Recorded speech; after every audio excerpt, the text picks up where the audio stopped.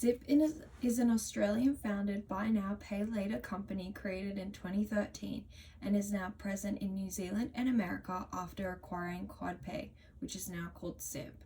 Leveraging AI and leaping onto the buy now, pay later craze, Zip has positioned themselves competitively in the market.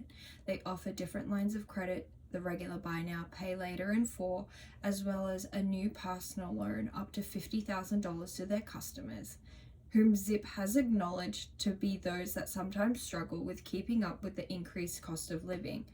Due to the target market, Zip implements a number of different strategies to ensure the customers do not default and Zip remains profitable.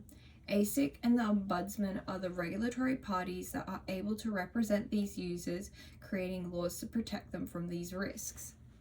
Zip is very transparent to the fact that their products are used by those by lower income households.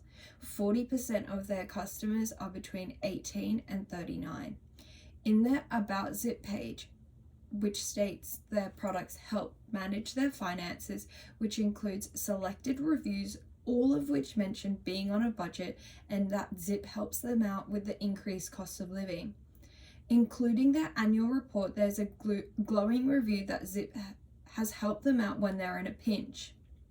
In this same report, in the same annual report, it consistently mentions bad debts, financial hardships, and way to improve identifying at-risk customers, which further emphasizes that Zip is aimed at those that would normally be declined or have higher interest with other companies that offer lines of credit such as a bank. They offer Zip Pay, which is a line of credit up to $1,000, which can be paid weekly, fortnightly, or monthly. The next is Zip Plus, which allows up to $8,000 with a minimum repayment amount of $20. Zip Money, which allows up to $5,000, which is a minimum repayment amount of $10. And they recently introduced their Zip Loan, which is a loan up to $50,000, which can be repaid in a predetermined rate of 3 to 7 years.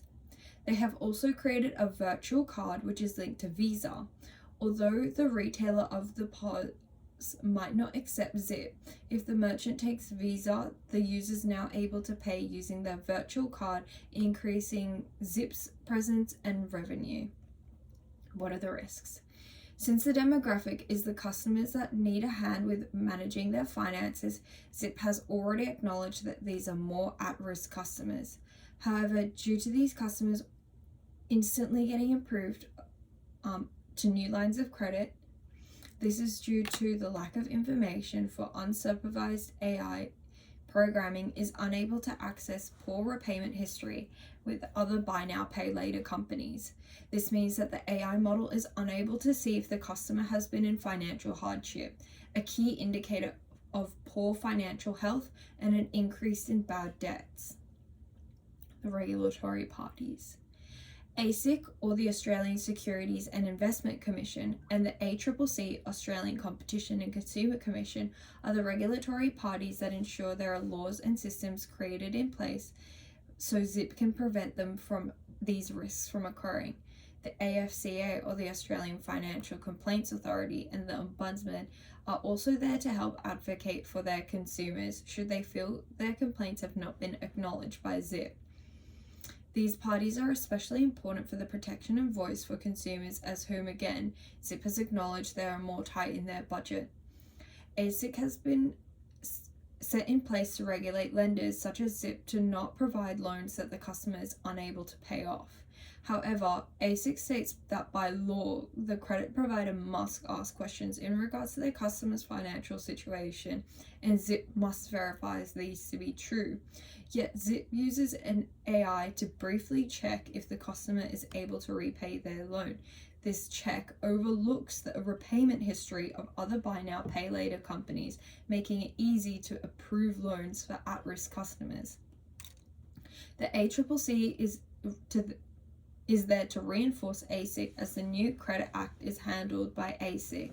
Given the fact that they are only partially involved with the Act, they do not handle complaints, and it is hard for the consumers to feel protected by the ACCC as they look generally over the competitiveness of the market and the effects of that to the economy rather than the protection of consumers.